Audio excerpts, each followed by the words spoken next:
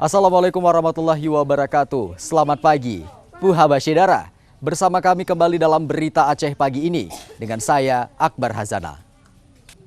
Beragam berita aktual, tajam dan terpercaya akan kami sajikan untuk Anda. Dan berikut 3 berita utama pagi ini.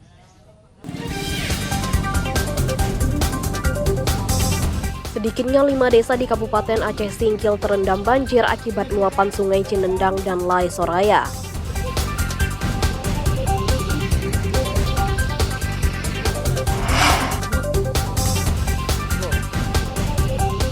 Puluhan imigran Rohingya kembali berlabuh di pantai Matang Pasi, Kecamatan Pesangan, Kabupaten Biren, Senin pagi.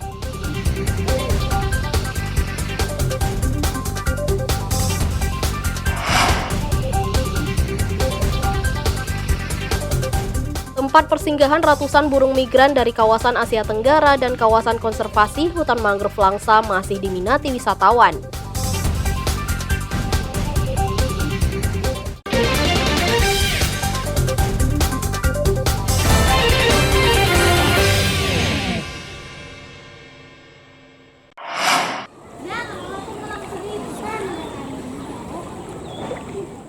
Hujan deras yang mengguyur Aceh Singkil selama beberapa hari terakhir menyebabkan banjir merendam 2 kecamatan sejak Minggu siang.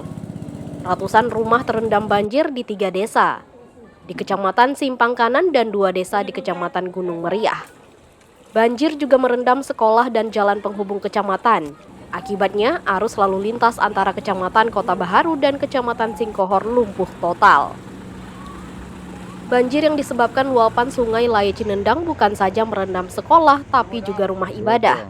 Ketinggian banjir di 2 kecamatan tersebut mencapai 1 meter. 5 desa yang terendam banjir adalah Desa Ujung Limus, Tanjung Mas, Cibubukan, Kecamatan Simpang Kanan. 2 desa di Kecamatan Gunung Meriah adalah Desa Sianjo Anjo dan Desa Rimo. Aktivitas warga terganggu akibat banjir. Pengendara sepeda motor terpaksa menaikkan kendaraannya ke perahu motor agar bisa melewati banjir. Sebagian warga memilih untuk mengungsi ke rumah kerabat.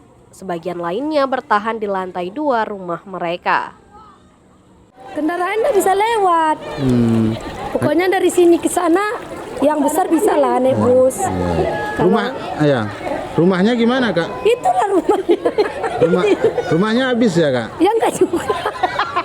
Enggak juga. Ya. Sedikit lagi mau nyampe, sekitar setengah meter lagi mau kena rumah. Setiap tahun apa kayak gini terus? Setiap tahun pasti ada kayak gini. Korban banjir berharap bantuan logistik dari pemerintah daerah, terutama bantuan air bersih dan bahan pokok lainnya. Nazarudin melaporkan dari Aceh Singkil.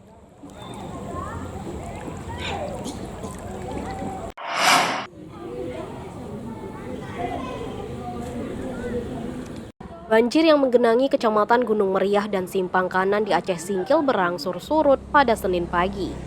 Banjir kini terjadi di Kecamatan Singkil dan mengakibatkan 6 desa terendam. Banjir di Kecamatan Singkil akibat luapan sungai Lai Soraya. Sedikitnya 6 desa terendam banjir sejak Senin pagi. Ratusan rumah di 6 desa masih terendam karena luapan sungai Lai Cinendang dan sungai Lai Soraya. Banjir menggenangi Desa Sukadamai, Pemuka, Ujung Bawang, Pea Bumbu, Teluk Rumbia, dan Desa Rantau Gedang, Kecamatan Aceh Singkil. Ketinggian banjir di sejumlah titik bervariasi antara 70 cm hingga 2 meter. Di badan jalan banjir setinggi 70 cm, sementara rumah warga mencapai 1,5 meter. Namun di tempat rendah ketinggian air mencapai 2 meter. Jam 9 juga kan. Jam 9 malam, Pak ya? Ya malam. Ya. Airnya dari mana nih kira-kira, Pak? Airnya dari Simpang Kanan atau Simpang Kiri. Ya. Turun ke? Ada berapa desa yang kena, Pak? Kalau kurasa ada 4 desa. Desa apa aja, Pak? Desanya Sukadamai, Pemuka, Ujung Bawang, Pea Bumbu. Sampai sekarang belum ada bantuan, Pak ya? Sampai sekarang belum ada bantuan. Banjir yang terjadi di Kecamatan Singkil mengakibatkan ribuan warga dan korban banjir mulai kekurangan makanan dan air bersih. Nazarudin melaporkan dari Aceh Singkil.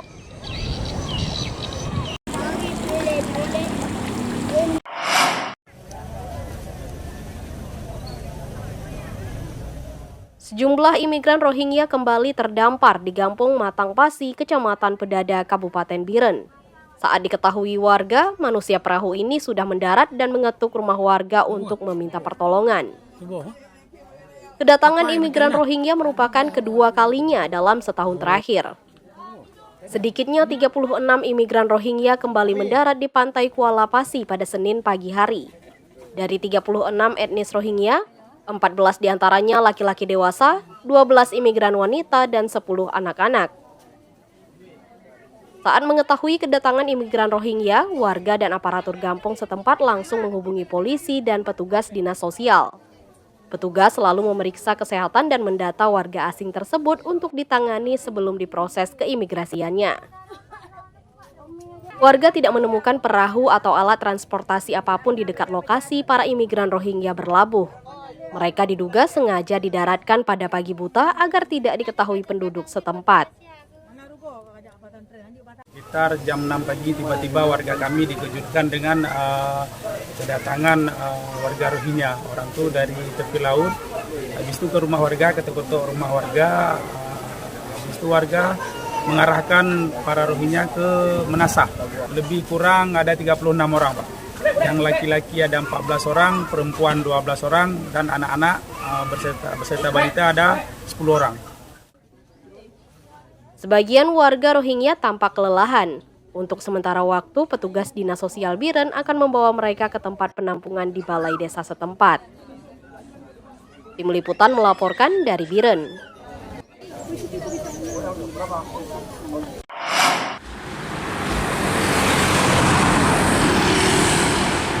Sedikitnya 65.000 pelamar mengikuti seleksi calon aparatur sipil negara untuk formasi pegawai pemerintah dengan perjanjian kerja atau P3K.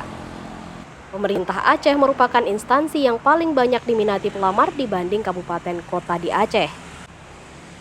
Jumlah pelamar formasi P3K di pemerintah Aceh mencapai 4.021.